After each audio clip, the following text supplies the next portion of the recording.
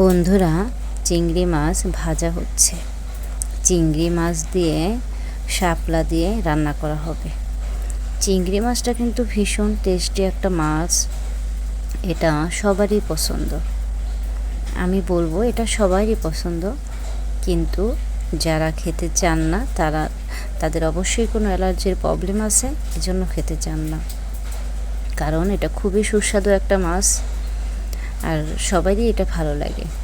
ঠিক বলছি তো বন্ধুরা? তো আমার শাশুড়ি মা চিংড়ি মাছ ভেজে নিচ্ছে। চিংড়ি মাছ দিয়ে সে শাপলা রান্না করবে। আসলে শাপলাটাও কিন্তু খুবই উপকারী, আর চিংড়ি মাছ দিয়ে রান্না করলে তো কথাই নেই। ভীষণ মজা হয়েছিল, খুবই মজা হয়েছিল। তো বন্ধুরা, আমরা তো প্রতিদিন কত কিছুই রান্নাবাড়া করি, তাই না? আসলে সব কিছুই ভিডিও করা সম্ভব না।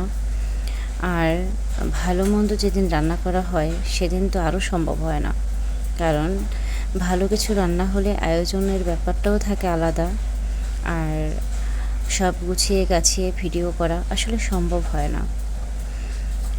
তো দেখা গেছে সিম্পল রান্নাগুলো বা সব সময় আসলে সুন্দর করে পরিবেশনটা হয় না, এজন্য সিম্পল রান্নাগুলোই ভিডিও করা হয়। তো আসলে পরিবেশটা খুব ইম্পর্টেন্ট।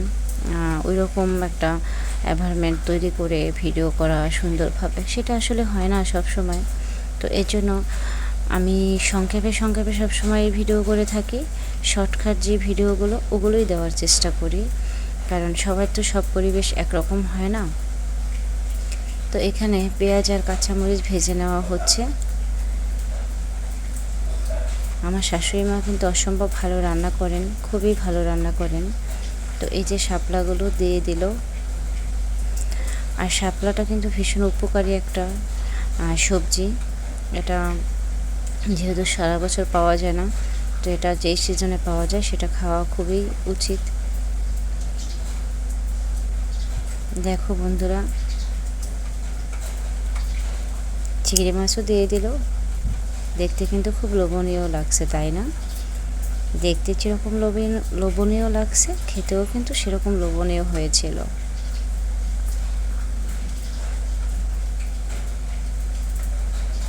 কালারটা কিন্তু অসম্ভব সুন্দর লাগছে আমার কাছে। তোমাদের কাছে কেমন লাগতেছে বলো তো?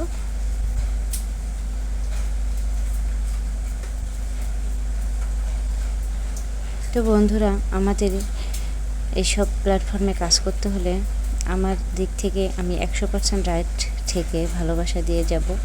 অবশ্যই আসলে ভালোবাসাটা পাওয়া যায় 2 দিন আগে হোক আর পরে হোক, কি বলো? দেখো এটা কত সুন্দর বলক পারছে, আর সুন্দর ধোয়া উঠতেছে, দেখতে কিন্তু ভীষণ লোভনীয় লাগছে। আসলে এই ন্যাচারাল ভিডিওটা যদি রাখা যেত যে শব্দসহ, তবে কিন্তু বেশি লোভনীয় লাগতো, কিন্তু আসলে সেটা হয় না কপিরাইটের ভয়েতে।